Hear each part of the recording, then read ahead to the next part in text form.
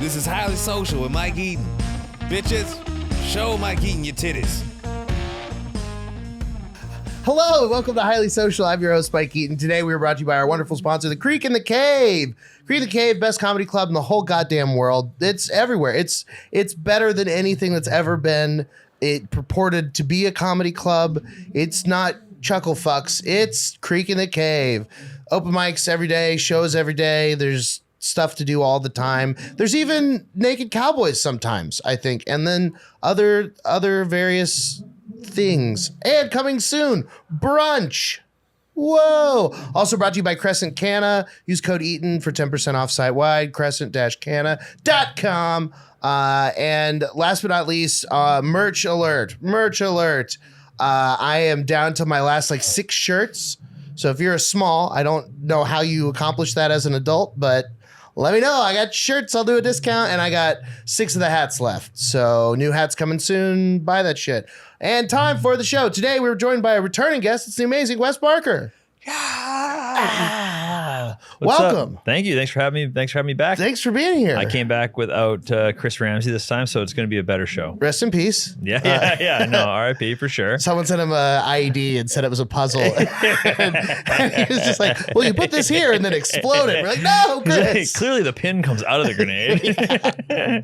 That would be so funny. That would be just the saddest way. I think pitching that to him as a sketch, I think he would drop that as a short. That'd be very fucking funny. That would be a very funny misdirect. Okay, we're gonna send him that. That's fucking. He'll love that. Fuck that guy. Anyways, I'm Wes Barker. I'm better than that dude. Yeah. He's got 7 million fans. He doesn't need one more. He doesn't need it. In fact, if you are a fan of Chris Ramsey, you unsubscribe to him. You go subscribe to me. You take from him and you give to me. Yeah.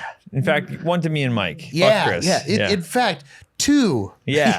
You create a second account and subscribe to both of us with it. We don't stop till everyone has 2 million. Fuck his 7. Yes. There you go. Everyone. He has to lose 5 million. Exactly. And we have to each gain 2 million. About.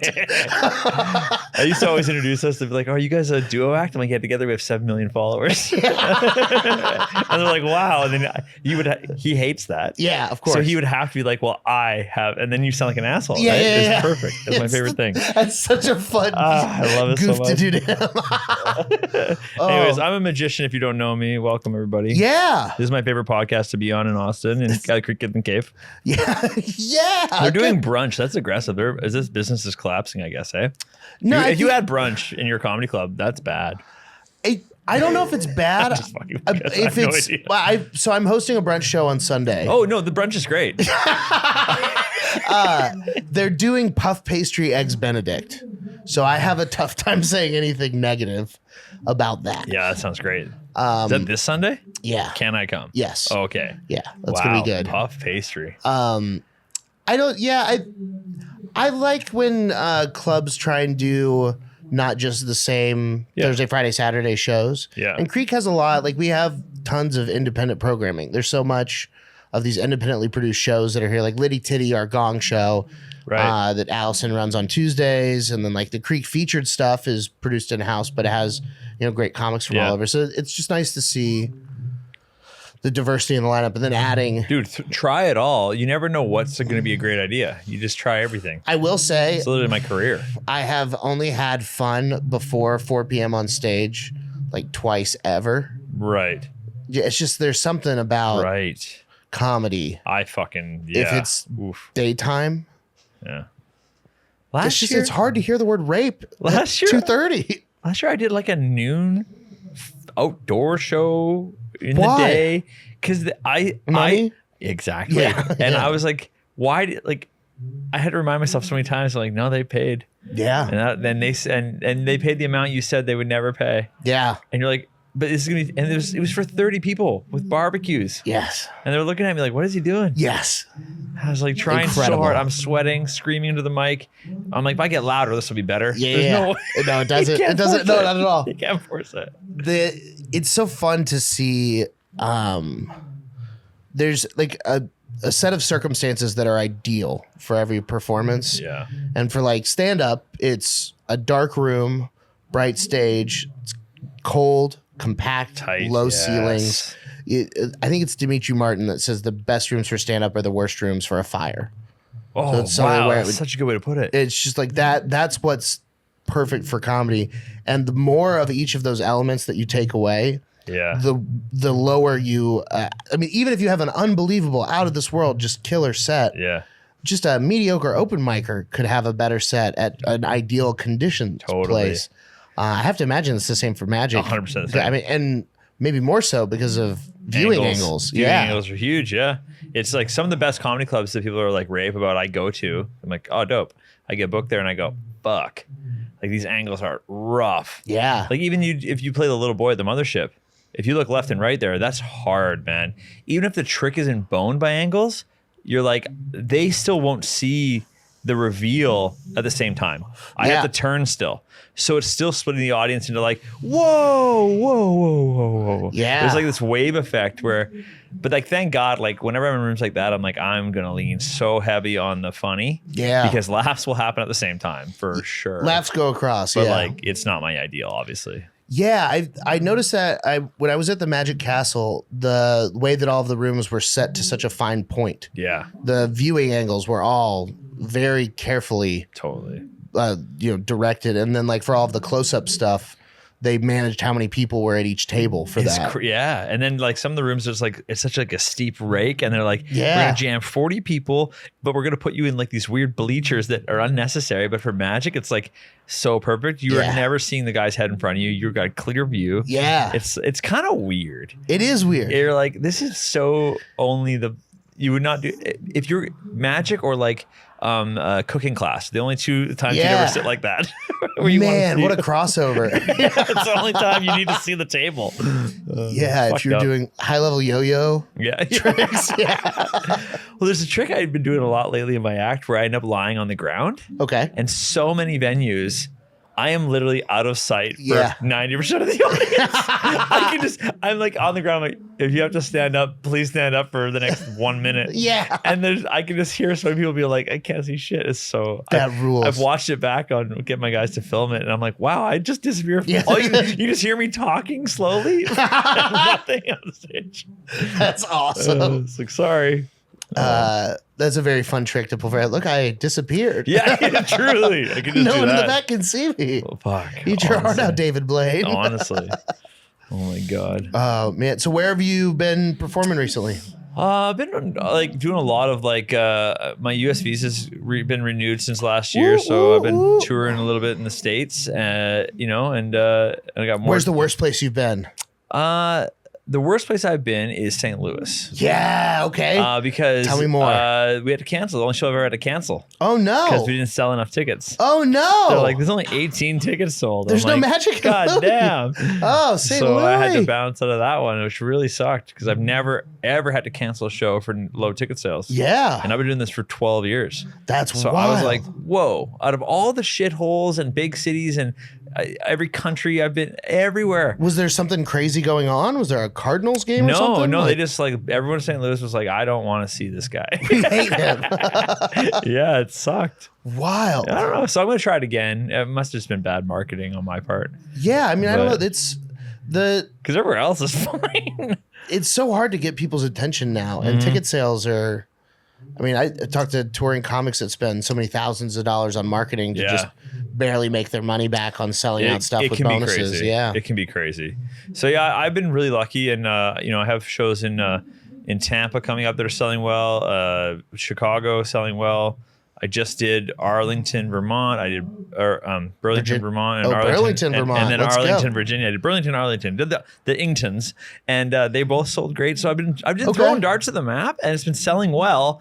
And then I hit St. Louis, and nothing. How was Burlington? So fucking amazing, really, dude. Like I don't think I almost went to college there. It was so incredible. I'd never even been, and that it sold out so good.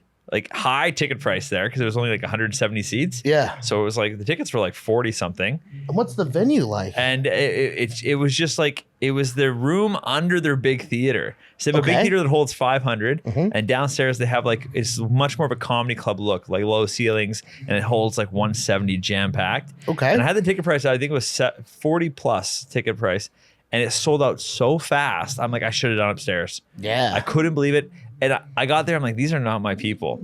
and they were so my people. I couldn't even believe it. There's like kids there, and I'm like, I thought there was no kid. There's like 5 kids. They're like under the age of 10, and I went to the parents. I'm like, hey, what the hell? Like, you can't. It's not supposed to be kids.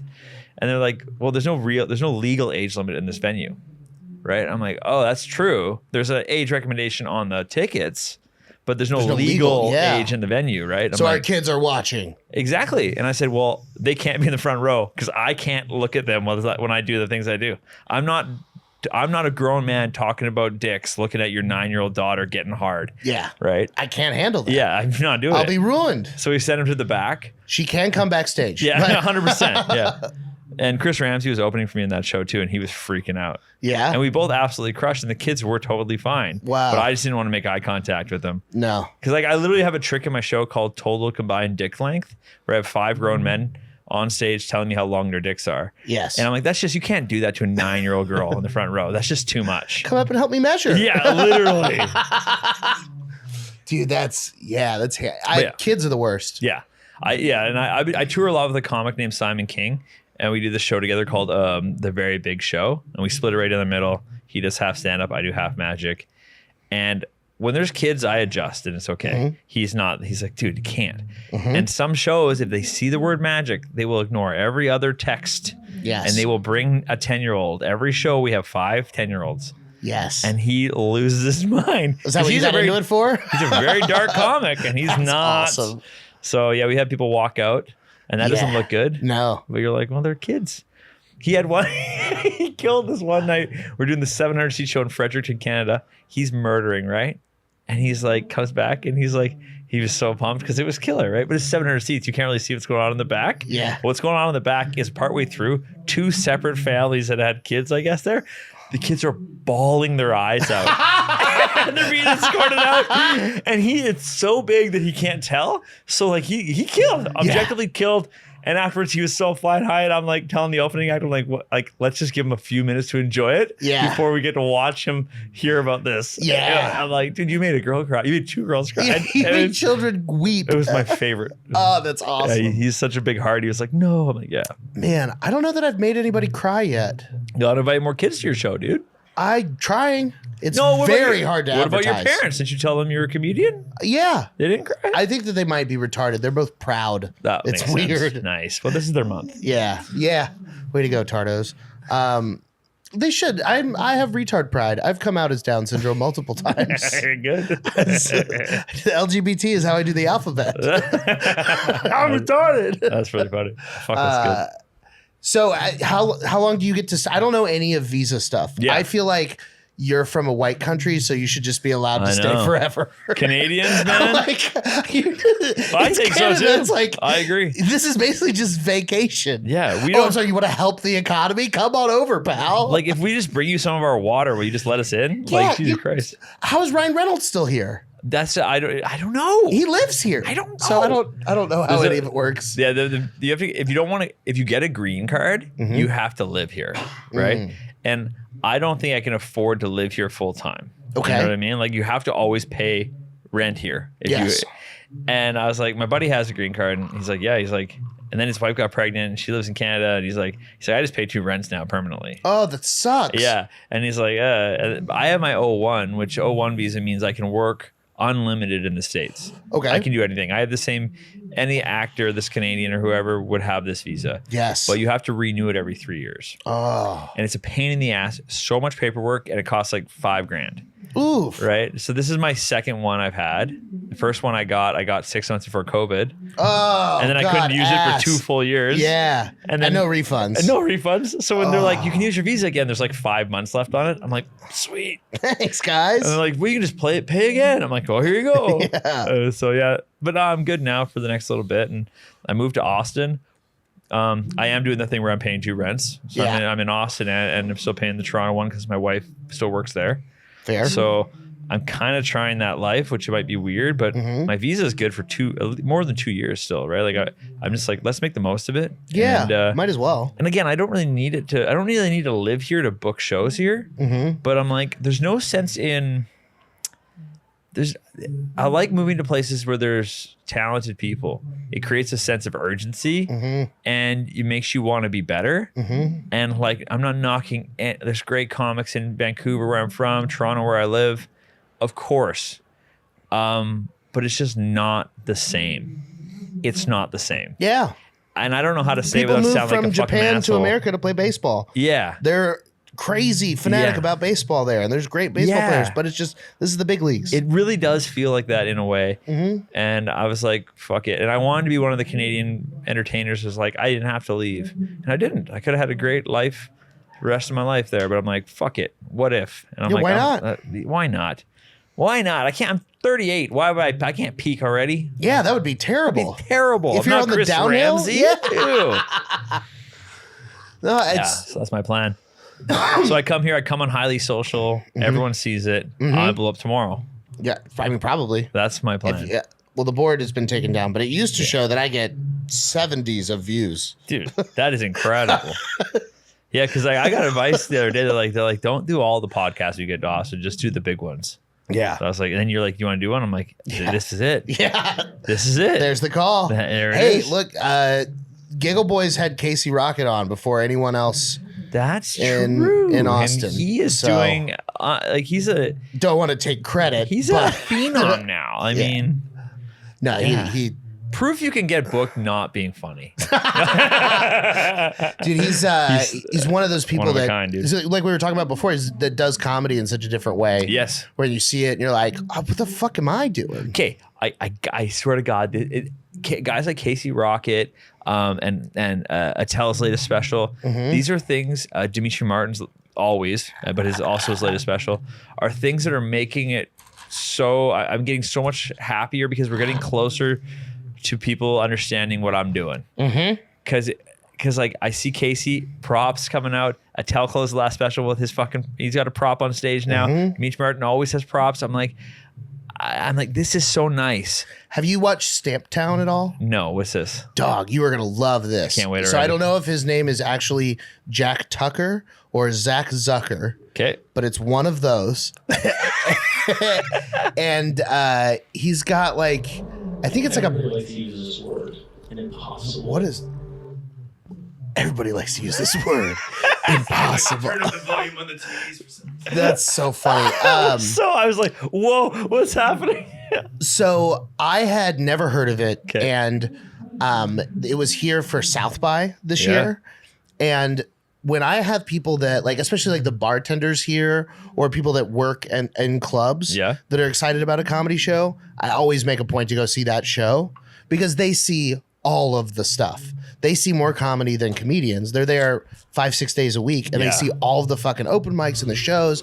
And so like it really takes something special to get their attention. And I had multiple people tell me to come check out the show. So there's a dude up top that like rollerblades around and does like lots of gay singing. And then this Zach Zucker guy gets up and he has a sound guy who is just as much as part of it as he is. And they're improving back and forth with sound bits and gags. And he's doing physical comedy. He went to like clown school. Oh, so he has wow. a bunch of, it's not like he eats the microphone sometimes and then spits on the stage. I mean, he's really, it's in the same vein as Casey, but it's a little more, theatrical, Yeah, I guess. okay.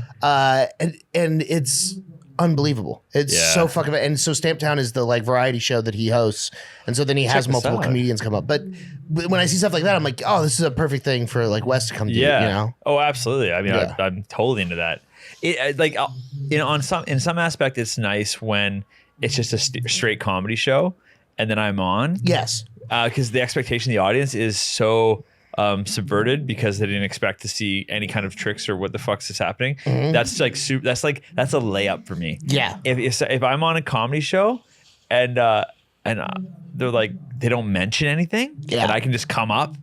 And just buddy, do it, yeah. I'm about to fucking murder. I don't care who I'm following because I got You're literally totally a bag of different, yeah. tricks. But when Yeah. it's a variety show, the stakes are higher because it's good. They know they're gonna see weird shit, but I love it, and I'm all about. I'm like, sure, stand up is always going to be stand up, but a comedian can be so many things. Yeah. Right. So whenever you're making people laugh, I love it. So when I see people like Casey taking off, I'm like so excited. Yeah, it's cool. Because people are, and I think back in the day, people knew there was lots of ways to laugh. And now, for a while there, when writing and stand up was like the only way. This is what's funny. And now people are being reminded again by creative fucking geniuses like this that like you can laugh in a lot of ways. Yeah. And I'm so excited. It's a dual-edged sword because it's It gets hacky pretty quickly. When you put comedian as this all-encompassing term, I've had so many different people in regular conversation tell me their favorite comedian was Chris Farley or Jim Carrey. Right. I had a guy actors at a wedding tell me that the funniest comedian of all time was Jim Parsons. Oh my God. I was like, I'm gonna kill myself in front of you. I didn't think about it like that. You're right. So like there's already a layman's interpretation of what comedy is. Yeah. And it's so much broader. Because it's clearly Melissa McCarthy, obviously. Duh. If you don't think Leslie Jones is the ultimate comedian of our age, but there's yeah, that sucks. You're right. There's something about that though that it's good because you can do anything and you go out there and be like, this is what comedy is for me.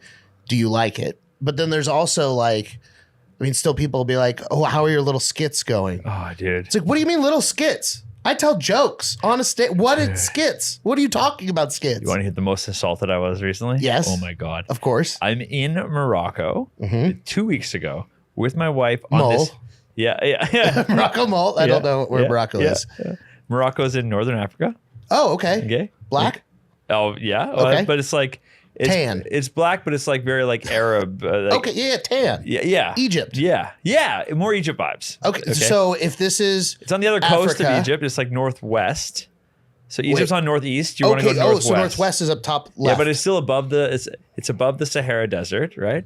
Yeah, there we go. This is it. Oh, yeah, perfect. That's way easier to bring it up. Yeah. Oh, Morocco, they do races. Yeah.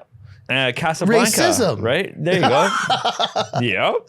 So Morocco Bowl, the secret squirrel. Perfect. They probably don't even have squirrels in Morocco. So I went. They definitely don't. There's no way too much fur. It's a hot place. It's close to the equator. I know geography. There's no way there's moles in Morocco. There couldn't be, man. There's Can you Google if there are moles in Morocco? There can't be. There's like, no fucking way. They would never survive. That's the funny. I've never even thought about how funny it is that he's Morocco rule, and there's no way he's from Morocco. There's no way. But he wears the stupid little hat and the glasses. That is so funny. There can't be. Yeah, are there moles in Morocco? Yeah. What? Shut up. Okay, well, there are shrews, moles, and what does that say? Sombrero? In the list of mammals in Morocco, that Wikipedia article, the like fifth word in. Yeah, I see it. Solnodons. All right. Oh no, that one. Oh no. Whatever. So all right, so you're in Morocco amongst moles. I'm in Morocco with all the moles and shrews and this other word I couldn't pronounce. And we're on this private Sahara Desert 4-day excursion, right? So it's so fucking white people, right? Mm-hmm. We go to this place that's nothing but death. We demand all the luxuries, and people bring it to us. And it's the best trip you can ever go on. I'm into this. It costs a fucking fortune, but I'm back out. So, I'm very poor. So you can do it. Please buy my hats. I want to go to Morocco so bad. I want to see a mole. You can do it this like cheap way or this ballin' way. Yes. We're doing it the ballin' way. Oh, so it's me and my wife, this other dude and his wife and his kid. There's 5 of us. Selling the in kid. In the middle of the desert. Yes, yeah. And so clearly he knows how much he spent on this. Yeah. So he must know, since it's just the 5 of us and all of these people working for us and this fucking palace in the middle of the desert for us. Yeah. He must know how much I paid for this. Yeah. And then we get talking on the first day and he's like, what do you do? And he's like some pilot or whatever. And he's like, what do you do to me? I'm like, I'm a magician. And he goes, I'll give you 50 euros right now to entertain my kid. And I was like, whoa. Whoa, what a mind bomb, because I'm like, we both spend thousands of dollars That's to like be 200 here. Canadian. Yeah, exactly. So I was like, this is my price. Yeah. But you shouldn't know that. Yeah, dick.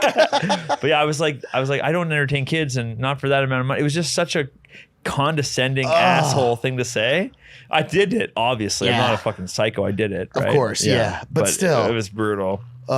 And then the big move is to like keep the 50. Yeah. I don't need Yeah. Actually, I'll take it. Yeah, But no, I was like, pretend I said keep it. That's yeah, my move. but don't. Yeah, that's it. Yeah. Or take it and do magic and I make had to him do think like he your didn't take mole it. from hat. Like, it's not the same as a rabbit. It's a rough out there, dude. There's no ears to grab. Yeah, there's nothing. You Right? pull his little hat. You It's just like, you I gotta had stick it in their eyes and pull them out that way. Fish hook him.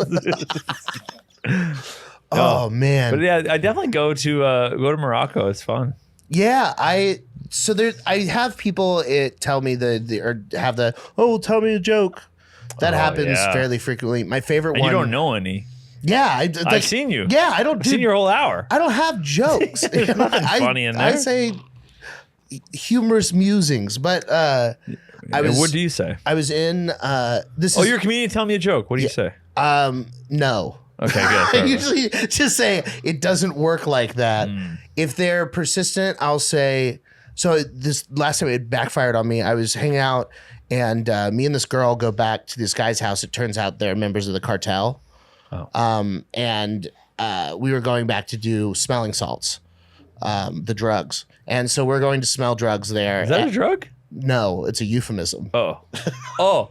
Christ almighty. Oh, cocaine. Oh. No, I don't do cocaine. No, smelling salts. I do euphemism. I got it. Anyway, so we're going back to this cartel house or whatever, and we're in the kitchen. And so main dude is a short, kind of squat guy, probably 5'6", 250, So pretty tall. 260. Yeah. And long, straight hair. Kind of Native American looking, with long, straight black hair, and then like a cowboy hat thing going on with lots of shit on it. And then a probably 5'9", 5'10", 160 pounds, skinny, built like an LA Cholo. So he's got a Dodgers hat pulled down Right. like this, and like a little goatee, and he's got like the build of like muscle, like Okay. he does murder. Kind of Yes. like he's picked up a body in his life. Yes. That's the read I get on this I like guy. it. And then the short fat guy is family of a cartel member, so he's like privileged, chubby goofball. This is incredible. So, and then it's me and this girl who's a tattoo artist.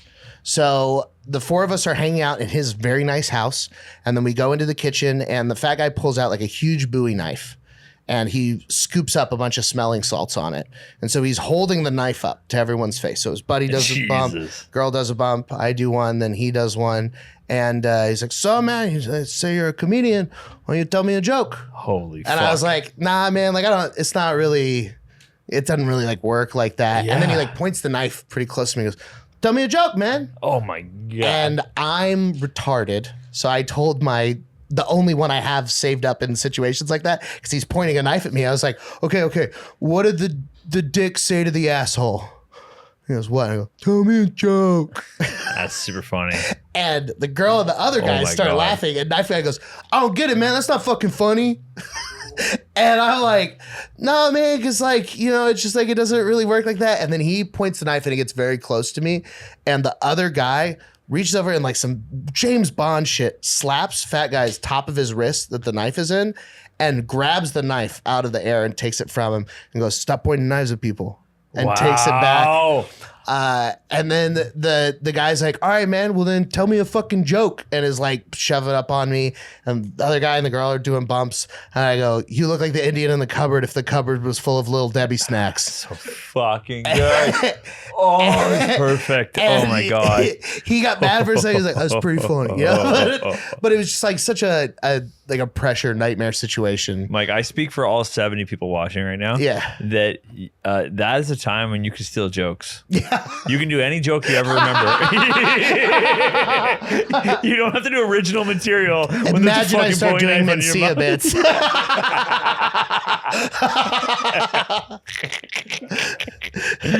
Riri. This is best. Dude, so that after that happens, we go back into their living room and it's the four of us. And I'm like talking, I don't know her like super well. And so we're like kind of talking and we're all smelling salted. And so we're like, and it's, 4 a.m. We've been drinking and they put on the Ace of Spades music video by Motorhead. Unbelievable. and it's not even the music video, it's like a live music thing. Oh, weird. So it's a compilation of different live, because it says Ace of Spades. And there's just two Mexican guys kind of arguing with each other. And then they get into like a serious argument. And then they're standing up and yelling at each other. And we're like watching like, oh man, this is crazy. And then they're talking shit. And I wish I could remember. I have it written down somewhere because it was just so funny. But one of them is like, well, that's why you were always fucking poor. And it's like, you don't know what it means to be poor. And like fucking just yelling at each other. And then they get each other and they're like wrestling. And then the fatter guy is pulling on the rosary. Or no, the skinnier guy is pulling on the rosary of the fat guy and is like choking him with it. And the fat guy goes, if you don't let go of my rosary, I'm going to fucking shoot you. And I swear to God, the second he said to shoot you, it was like just crystallized all of my perception in my brain. And I just had spidey senses tingle. And I noticed like gun. Like there's like 8 guns just around and mounted on the walls and everywhere that I just hadn't really registered, I guess, before. And then he said shoot you. And I was like, ugh. And then the girl's like, let's get out of here. And I'm like, yeah. So me and her leave the living room, run through the kitchen. She wipes her hand through the smelling salts on the counter. Wow. Just like just wipes a bunch of it with her. And it's like, What a beauty. And we open the back door, go into the backyard, close the door behind us. It's now locked. So I'm like, oh shit, all right, we can't get back in. And then we're looking out and it's 4:35 in the morning, so it's dark, but there's moonlight and it's still and quiet outside. And his backyard is just full of junk and bric-a-brac and just bullshit everywhere. And there's not really even like much room to walk around in it. And there's no gate anywhere. And I'm like, fuck, we're locked in the backyard now. We're just trapped. They're going to come out here and shoot us. Yeah. I'm going to have to play fucking Squid Games amongst the car debris. And so I go out and I go to the left and there is a gate, but the gate has a lock on it. And I like kick the door a couple times and it's wagging, but the lock's holding still. And I'm like, I'm gonna have to break down this fuck. Go ask this guy what his mother's birthday is. I grab the girl and I boost her over the fence. So she jumps over. I lick some of the smelling salts off her hand. I'm like, all right, for power. So I grab the top of the fence and I put my foot in that middle crossbeam of the fence to pull myself up. And when I do that, the fence separates from the heavy post. And so it just pushes the fence off. So then I hold the fence back and just squeeze around the side of the gate, then let it snap. It like rips my legs up and stuff. And then we get and drive away. And so I don't go back to that bar or talk to her anymore. But where is it? I want to go. That sounds amazing. Yellow Jacket Social Club. It's on the east side. Great Frito pies. Awesome Frozens. The whole time you're talking there, it sounds like you're in South America. Yeah. And you're just down the road. The east side of Austin. Like 5 minutes from that Airbnb you and Chris had. Like right over there. Yeah. That part of town's crazy though. It brings out the nutsos. Oh yeah, no, it's definitely crazy. I'm good now. We were just talking about that the other day. Is that the girl that she became Shit Girl. Shit Girl. She came over. She's you remember famous. Shit Girl? Madam Jubilee? She's famous. So she weaseled her way into coming over to hang out with them one night. Mike tells us he's like, why'd you bring her? We're like, what?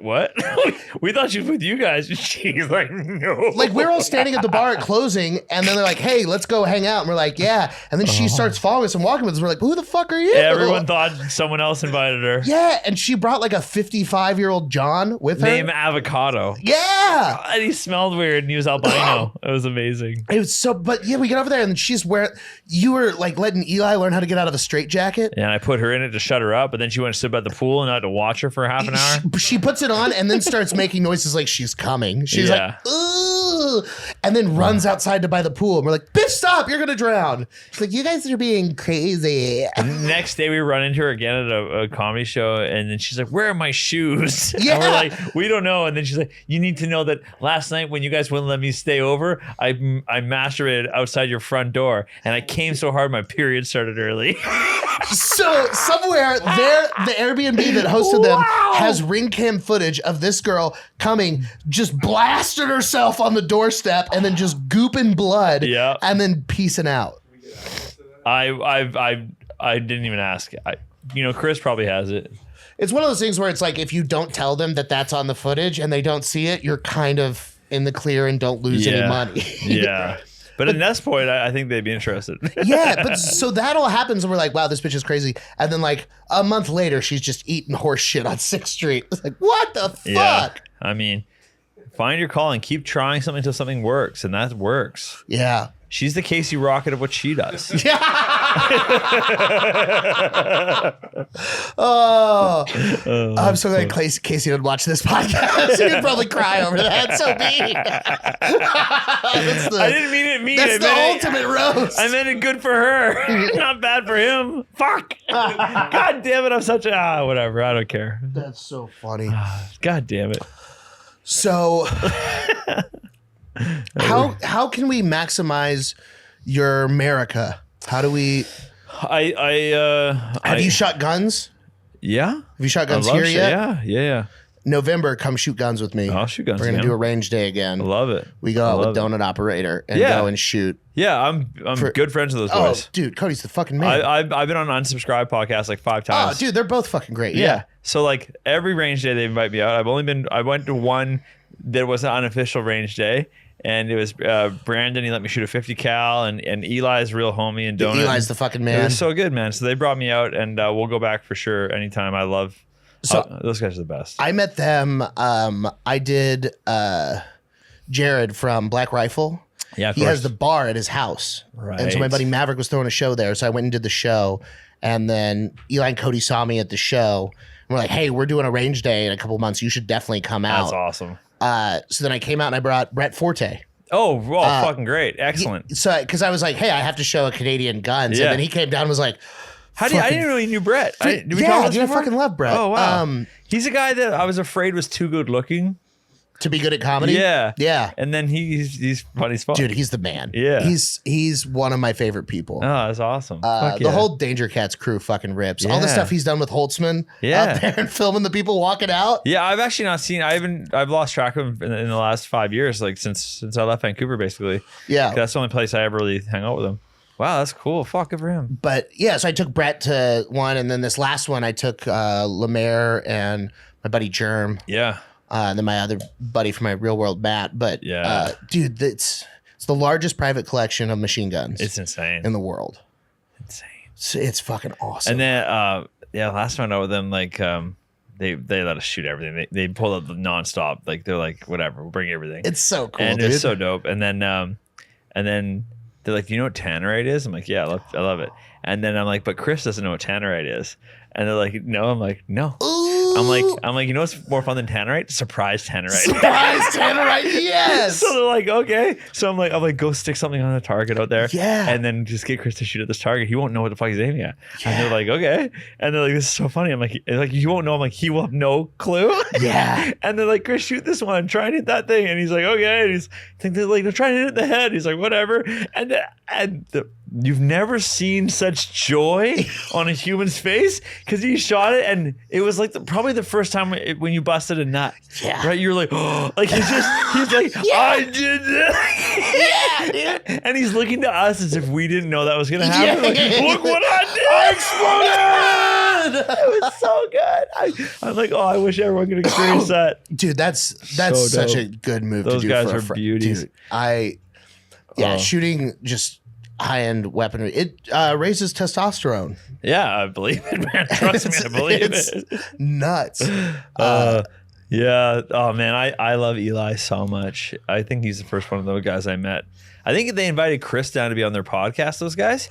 We went up for some pre-drinks before the Unsubscribe pod. That pod's huge now. Yeah, It's fucking insane. massive. They're doing live pods and shit. Oh, I did the Austin one with them. Oh fuck yeah. Yeah, God, I was fucking out of town. Yeah, I came down just to do it. They're like they're picking one of the pod favorite guests. They're picking for each of their lives, and they invited me and Chris to do the Austin one. They're like, yeah, you guys are like top 5 favorites. So I'm like, fuck, Yeah, of that's course. crazy. So I did that, which was I'll tell you that off my. It was chaos. I might have been a bit out of control. Let's go. I mean, it was about 3 minutes in. I had no clothes on. I was in my. I was out there in my underwear. Yeah. I had fucking subscribed to Wes Barker on my chest. Yeah, Like, dude. It was fun. I think. I don't know. I haven't talked to him since. Now that you bring it up.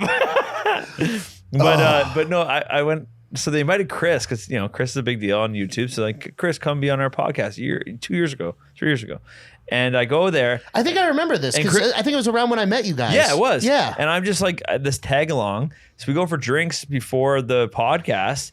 And I was like, I don't think I'm invited on this pod. Like, I think I'm just the extra guy, and I don't like being the extra guy. So I started just laying it down at dinner, right? And just murdering with stories.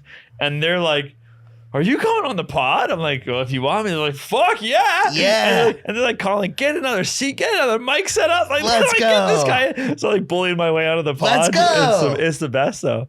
But That's then, awesome. I used all your AIM material there. So after that, yeah, then you get to the pod. Like, you guys remember that story about the Monty? That was cool, right? Let me tell that again to the ones that don't know. I fucked a moose. Dude, so one of the things that I do just to make money is I can't say the specifics of where, but so on those radio station call-in shows, they've had them forever, but they'll set like a trap where they call a guy and they say, hey, this is Carol with Carol's Wine and Flowers. Okay. We just opened up in town and we're doing a promotion. We want to send a free bouquet of flowers to whoever you want just to help, promote our business. Do you want to send flowers to anyone? And the guy goes, I don't know. All right, I guess. Send them to Katie and say, see you soon, babe. And then the person goes, well, actually, this isn't Carol from Carol's Wine and Flowers. This is Roseanne at 106.5 WBX. And actually, we've got your wife, Crystal, on the line. And then she goes, who the fuck is Katie? And then the guy goes, no, it's not like that. She's who I work with. So funny. So it's like this ambush stuff. So all of it is scripted.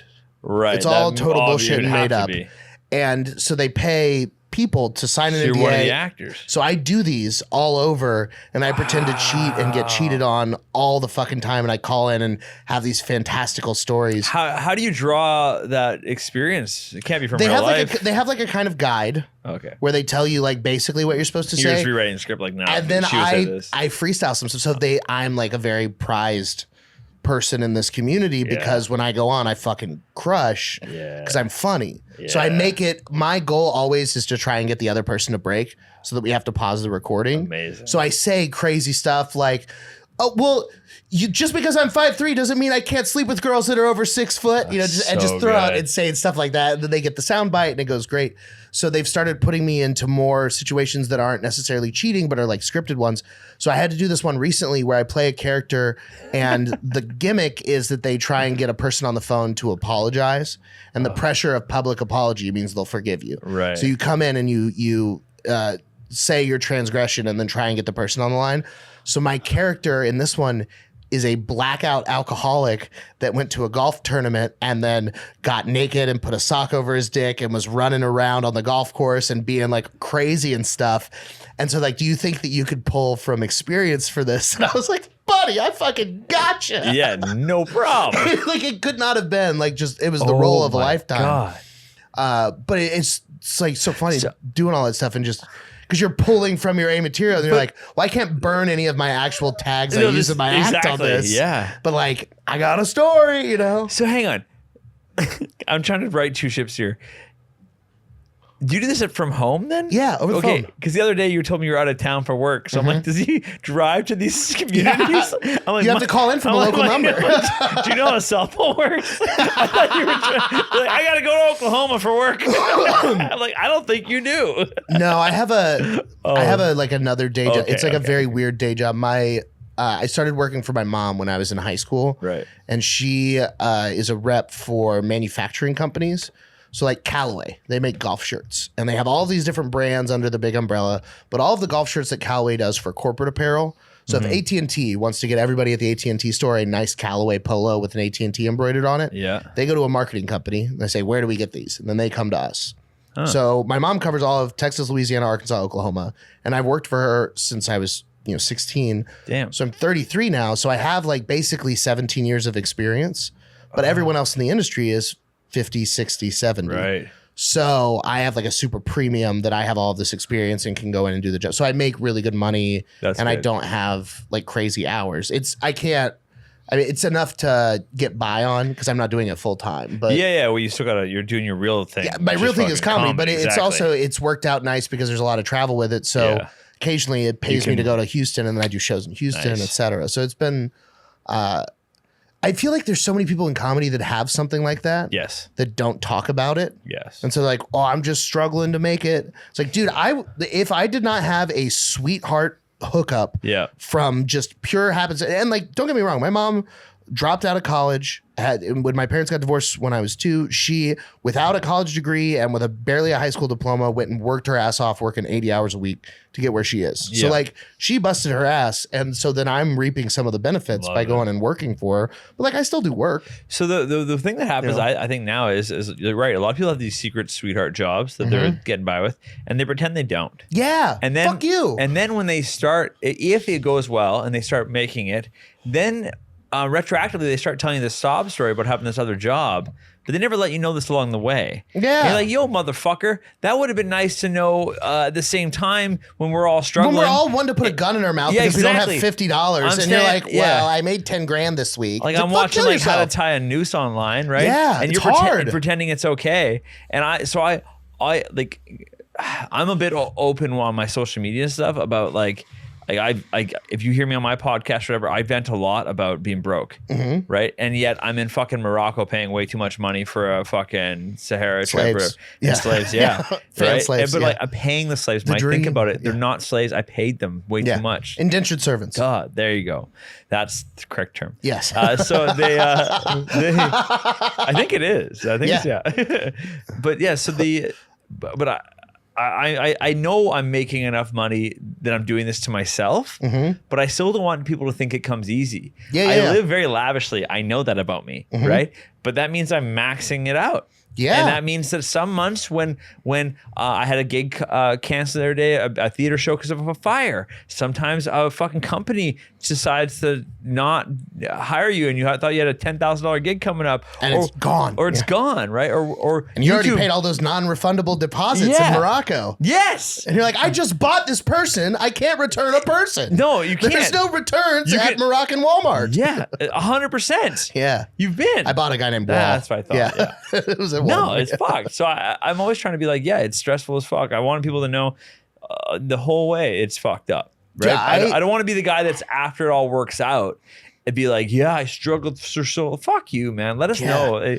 Instagram reality. Like, tell us both sides, you fucking idiot. Dude, I grew up rich from my dad when I was like 8 or 9, like really started crushing it in the legal world. Oh, wow. So when I was Like scamming the legal system? no, like just like pretending he hurt himself a lot? Well, so the thing, I know how it works in America. He works. His whole niche was the intersection of state and federal income tax as it applies to low income housing. So if you're building a huge luxury apartment complex, Right. if you make a small subsection of that Section 8 housing, and you subsidize it, and you work with these things called CHODOs, which is a very funny name, but community housing development organizations. You can work with them, and then you can get tax exemption for your entire property and save millions Amazing, wow. by giving poor people 2 rooms. Amazing. And so he helped all of these giant developers game that system until the 2008 collapse. Right. So from when I was 8 to 16, we weren't wealthy, but we were rich. So Yeah. I had a newish car. We lived in the first house that we moved in from when we moved from Dallas to the city called Southlake was modeled after the mansion from Gone with the Wind. Oh. So we lived in Terra from Damn. Gone with the Wind. Like, it was crazy. Damn. But so 18, I go to college. Dad's still doing pretty well, and then things start to fall off. And then from 18 to 25, I got I had very little financial support and was out doing things on my own. And then I started working for Cutco, the knife sales company. Yeah. So then for most of my 20s, I was just on my own. And I went from having this very sheltered, I had a credit card in my wallet that was connected to an invisible bank account in the sky that paid for everything. Right. To oh shit, I have to pay rent. Oh, right. I want to go and eat a nice meal and I have $17. Exactly. And thankfully I had a buddy who spent 6 years in prison, so he'd had the opposite experience. So he taught me how to grocery shop at Dollar General. Oh, whoa. And go to Walmart to live for a week. So I learned all that in my early 20s, and then I got into developing software, and I got into doing small business consulting, and started to have some stuff go my way. But since I was when I was 27, when I started comedy, was the first time I W-2'd 6 figures. And it was like, oh, wow, I made real money this year. And it was the most miserable I ever was. When you're, what a dope feeling though, when you're 27, you're like, okay. And when you tag that and you're like, oh, I could do this. And you, thank God you checked in. You see how unhappy you are. And you're like, well, clearly this isn't the road to fulfillment. Some people don't like it's longer till they like touch some money where they're like, this is like, oh, I see the promised land, right?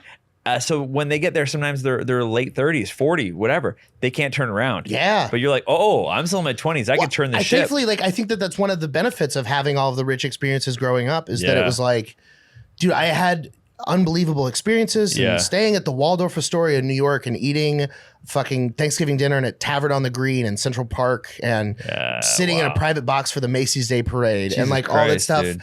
Like that, I went back and I was trying to talk about it on stage. It's so not relatable. But if I wanted to redo, well, it looks like you're lying. My Thanksgiving vacation from 7th grade in today's money, it would cost like $170,000. And it's like last year I made $27,000. So it's like I could spend like 7 years of money to have this 6-day vacation that I had when I was 12 that meant nothing. It's like so like when I started to make a little bit of money then and I was like, oh, I can afford to go on a vacation. I can afford to go to sit front row at a concert I like and I can do all this stuff. And then you go and do it and you spend the money on it and you're like, this still fucking sucks. Yeah. I did this and this was good. And then I go home and I have to go to work on Monday to do this again. I'm just doing that to do this. Yeah. And I was just miserable and I had no idea what to do. And that was when I found stand-up, thank God. But like, it just, since stand-up, like I had a really cool job in LA coaching loan officers, but it's also like people will discount stuff. I had a fucking perfect score on the SAT and was like a child prodigy and was supposed to be something. And then I flunked out of everything and failed out of all of it and was broke and destitute for all these years. So it's like, I haven't had like an easy route, but I've had like a lot of very fortunate blessings. I think it's good to, but as long as you're open about it along the way, like even it goes deep for most people. Like there's all these asshole, celebrities that write books. They didn't even write the book. It's a ghostwriter. Oh my God, I'm worst. I'm like, you can't even be honest about the most basic thing. No one's going to not buy Barack Obama's book because he didn't pen it himself. Dude, just say Barack Obama with The Audacity of Hope, written by a poor person. Boom.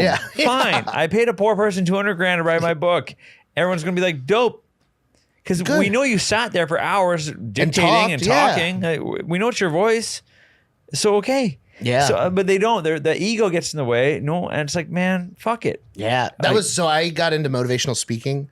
So little thing, I was working for a guy that was like a VP at Goldman Sachs. I developed a software company in my mom's industry. I sell 50% rights. It's a whole thing, but I build this software company and it's going to be huge and it's going to make me all this fucking money. And all the projections are that now passive income, I'll make like $200,000 a year. Jesus Christ. So life-changing money. And I have all these things set up. And then I pitch to this dude. He buys in. I pay a dude on Upwork to code it. Yeah. And I'm like, I think I'm 7 or 17. I'm several $1,000s into the project. And his building where he lives gets hit by missiles. And he has to move countries. Holy fuck. And then he's like, I lost everything. I don't have anything that we worked on. You'd have to pay me to start over. Oh my God. And I'm like, I don't have missile insurance. You know, like, fuck.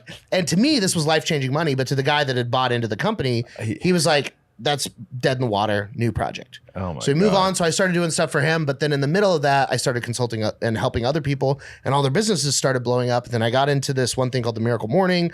I lost all this weight. All my shit like just really like got together. And then I got involved with them. I was in their documentary and I'm involved with that community. And then I start speaking and training and doing all this stuff. And then the more inculcated I got into motivational speaking, the more I realized that outside of a few very special individuals like this dude Hal, most of these people were frauds. They were miserable. They had no idea what they wanted to do with their lives. They had no idea how they got to where they were. They had some luck thing happen, or they had rich parents, or they had a weird niche blow up, but they have excess money and no passion or drive. and they channel that into a ghostwriter for a book or one of these things that they can sell and create an ecosystem, and then they start becoming influencers and speakers without ever really being anything or doing anything. And then they go up there and like what you were talking about, they retroactively, they're like, my struggle, I was in a loveless marriage and I didn't know what to do. And I just, one day I was sitting by the pool at my house. It's like, I thought you were broke. I was sitting by the pool at my house and my mate came out. It's like, what? You know, so they funny. have these sob No, but stories. she had a limp. She did, and I had to fly her whole family from Guatemala, and I had to give up yogurt parfaits for 3 days just so that Esmeralda could be here. You know, my circuit was 9 months pregnant at a time. It was so stressful. You have no idea her what that hormones takes on me. really we were synced, so I was just pickles and ice cream and problems. You know, it's just like, and you just want to put a gun in these people's mouths, and the whole time it's like, what the fuck am I doing here? Oh my god! So and then I found comedy and got out of it, and I still am close with some of those people. But that whole thing is there's just this farce of people. They get any kind of anything, and they're like, "This is it. Yeah, I did the thing," and then they rest on it. It's like, fuck. Goddamn. I don't know. Sorry for making this about me. No, I liked it. I didn't know this about you, and it's right on topic. I love it. What? So. Yeah. Oh, go started. I started, and then I got like 3 chapters in, and by like chapter 4, I was like, I'm gonna be honest with you guys. I don't know anything, and you don't know anything. Just fucking go do shit. I can't follow this advice. Fuck that. Yeah. What fucking advice works for anyone? Yeah. I think everything in motivational speaking, all of the most brilliant and successful people, and I like. Do you know who Sean Stevenson is? No, I'm straight. He was a little.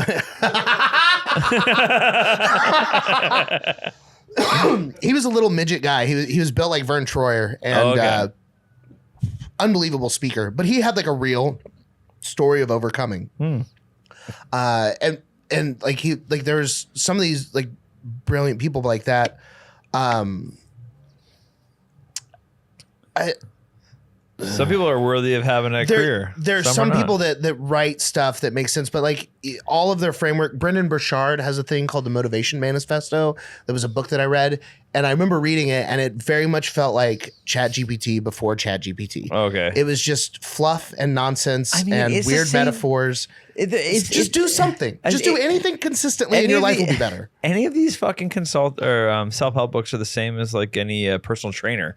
They're not going to tell you anything you don't already fucking know, but maybe they can tell it to you in a way that makes you feel good or a way that you want to hear it. I don't know. So it's just like, if it makes you feel good, I guess it'll sell. But like the psychological trick behind Tony Robbins and the reason that Tony Robbins and Unleash the Power Within and that entire thing works is because it's expensive. Interesting. People will go to the ends of the earth to try and afford this thing that they've heard works. And then because they have put so much skin in the game, they do not have a psychological output for it to not work. They have to make this work now. So it's like placebo effect maximized by scarcity complex. So he figured out how to prey on 2 very human emotions and then monetize that into something with actual results. Do you think that if you could get someone to pay $100 for a ticket to see you do comedy, if that audience would enjoy it more than somebody who paid $20 to see you do comedy because they're into it for deeper? I think if you could get them in the door, I wonder. It's tough. So like Joe Rogan and Dave Chappelle did that at Stubbs during the big shutdown of everything. Yeah. They did a show there, and it was $1,000 a table. And that was like a huge big thing, and it was and it became like a flex to have tickets to that show, and it was a whole big status symbol in Austin. But then a bunch of people that I talked to that went to the show that were like these rich socialites in Austin, they went and they're like, everybody got fucking hammered. No one was really doing like their best job. It really sucked. If they went to a $20 show and that all happened, they would say it was the greatest thing ever, and they really let loose. But they paid $1,000, and now they're like, well, I didn't get $1,000 worth. So like, there's 2 sides of the coin, but when you're going to a comedy show, your expectation is entertainment. Right. And so there's a maximum level of entertainment, which is Fast and the Furious. So like if you charged more money, you could be as Fast and the Furious entertained as you want. But isn't it crazy? But with self-help, there's demonstrable results in your life. So the more you pay, the more there's dividends in that. When you say I paid $3,500 to go to UPW in Orlando, and then I came back and my sales numbers tripled and I took home a $16,000 commission check, Boom. it didn't have anything to do with anything at UPW. It's that you went there and put all this money in and then came back and were like, I got to get on my shit. Yeah. And all of the fears and things that I had before. Nothing he said was consequential whatsoever. It was the act of paying and going. I did a that changed pyramid it. scheme in university for a couple Which of one? years. It was called Quick Star, I think. Okay. It was like sort of off the back of Amway and bullshit, right? Yeah, they were huge. And so it's called Quick Star. And I did it for 18 months or whatever. And I miss it because I miss going to these conventions and the feeling I'd leave with. Yeah. And I'm like, this isn't real. They never once said anything that I didn't already know about how to sell more shit. We all know all the basics, right? You've heard it 1,000 times. But there's something to be said about going and surrounding yourself by 200 people that feel the same way. You all put in your fucking $500 to listen to this guy that's richer than you, just stole your money, tell you about it. But for some reason, that feeling, even though you know it, doing it, people are like, you didn't know you were in a pyramid scheme? Of course I did. Yeah. Right? But I was just trying to get to the top of it. Yeah, I just wanted to have the under. I just wanted the under. We all know what it is, but it felt so good to be there, and I go away so hyped, and I wish I could feel that again. There's a paradigm of modern thought that says that people are not working to solve modern problems. They're working so that they no longer apply to them. Oh, that's interesting. And so the idea is that the modern man fighting in capitalism, woman, whatever, you're not going to try and solve, income inequality. You're trying to make enough money that you are an outlier.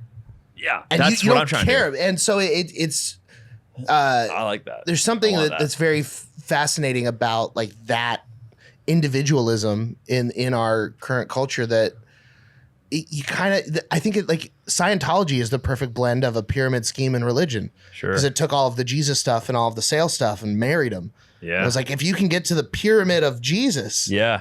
now you're really cooking. Not Yeah. only do you have unlimited life, but then there's financial gain. So there's something very fucky about all of that. Is this a Scientology pod? Is that why you brought me here? So Was this the lock the door. slow pitch?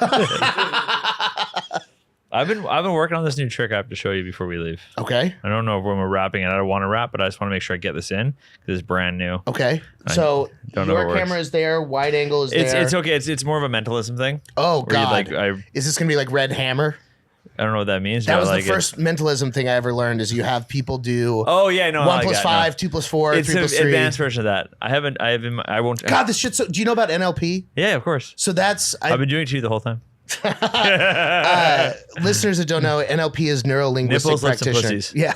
Oh, sorry. I learned a different one. Okay. The dude that wrote that book is actually the ex-husband of the first person I lived with when I moved to Austin. Shit. Oddly enough, but the whole NLP thing, there's like the mirroring stuff. When you see Yeah. people that know NLP and use it, Yeah, it's and crazy. you have a base understanding of it, and you see people actively using it, and you know what they're doing, it's one of the grossest feelings. And it's the grosser still that it works. every day. It works every time. And you're like, oh, this is Every gross. time. And Ugh. it's and dude, it's written right into all of it. Read the game about pickup artistry. Yeah. And watch these sleazy, gross, ugly ass dudes pick up chicks using these techniques that sound gross.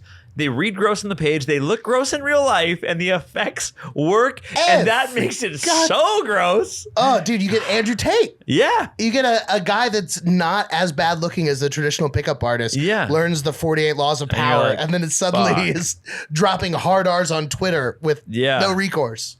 Oh, buddy. To drop a I'm getting hard- back into NLP. Yeah, I was gonna say maybe we should. Okay, I have notes. I have a note in here. It's a list of celebrities. Okay. There's 30 of them. Okay. They're not all celebrity. They're all names you'll recognize, Okay. but not like traditional celebrities. All of them. Anyway, it doesn't matter. So okay, I'll show you the note yet. You're gonna pick a number between 1 and 30 eventually, Okay. and then we're gonna find the corresponding name. Okay. That person, I'm gonna send something to. I'm gonna send them a dirty DM or text or whatever. Anything, or no, it doesn't have to be dirty. It does. You tell me Yeah. what it's gonna say. Sup, What slut should it- muffin? What's up, slut muffin? Yeah.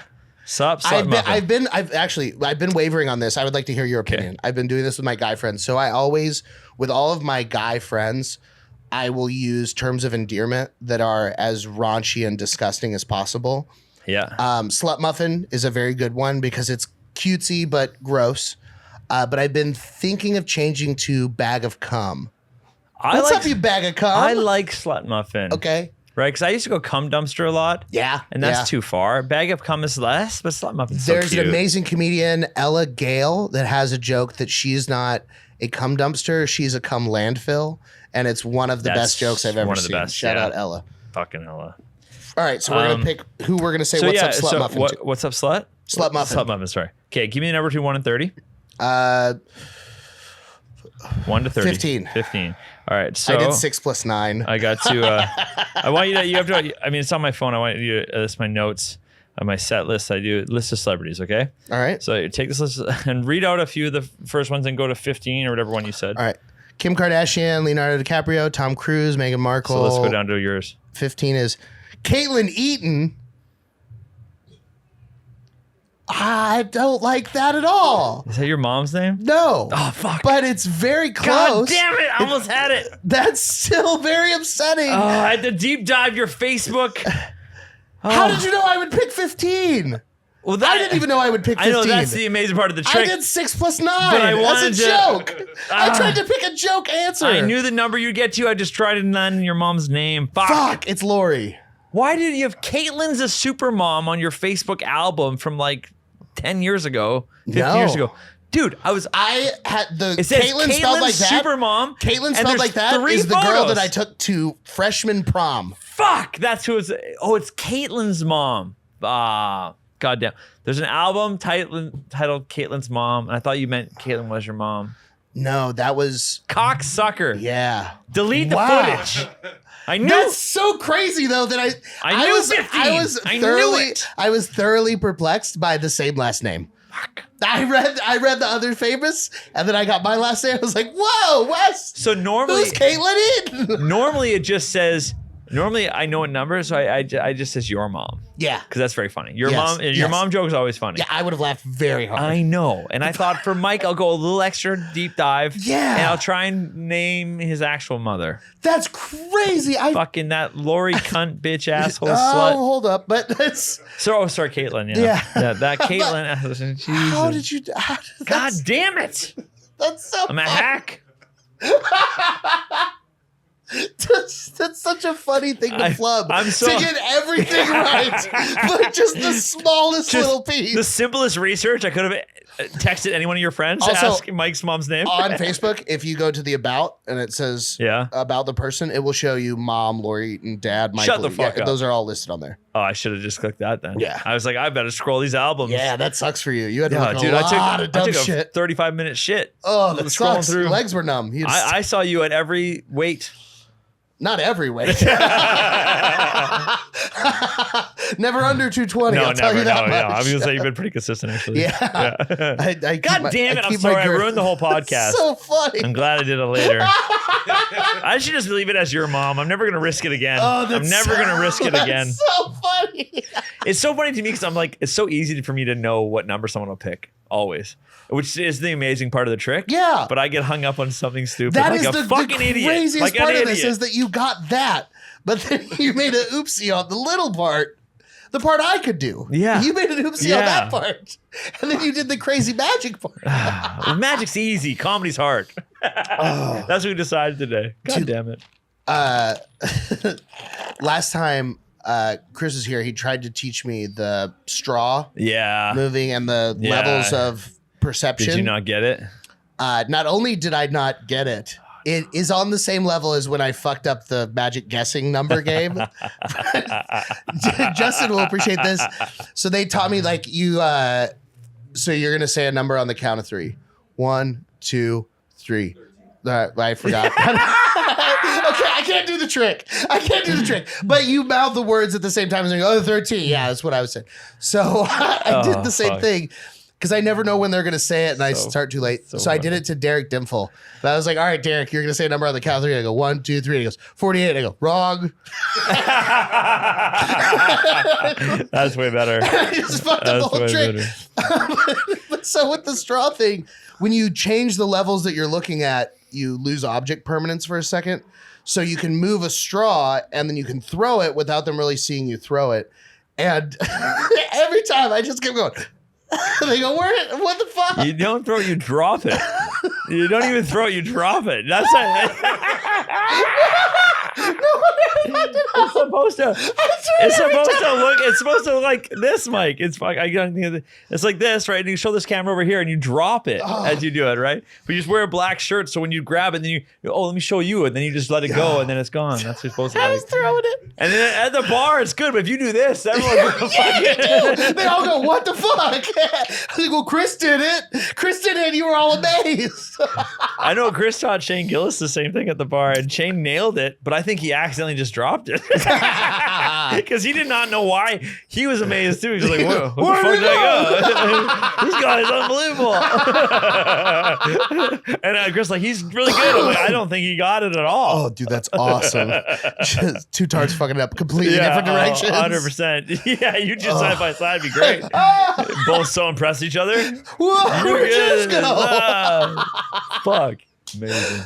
Oh man. love So what do you got coming up? Where can people come support? I only got smalls left on Mike's merch. I got 6 hats. So pick those up.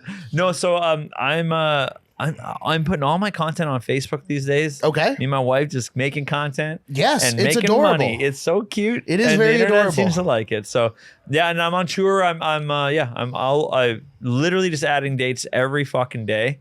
Every week I add a new date. So the big ones I'm trying to move right now are Chicago, Tampa, Philly.